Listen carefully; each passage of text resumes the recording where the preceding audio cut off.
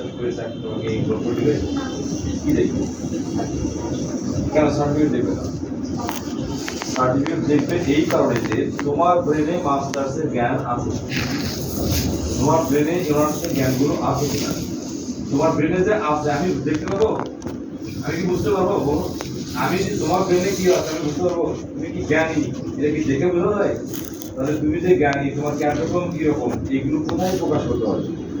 সার্টিফিকেটটা হলো তোমার জ্ঞানের বহিঃপ্রকাশের একটা মূল্যায়নের একটা কি মাপকাঠি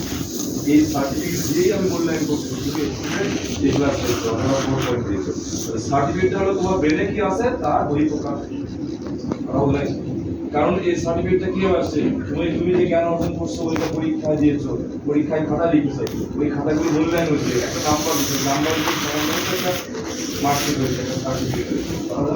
তাহলে সার্টিফিকেটটা হলো মানুষের জ্ঞান কতটুকু আছে তা বহিঃপ্রকাশে জ্ঞান কথা না একাডেমিক জ্ঞানটা কত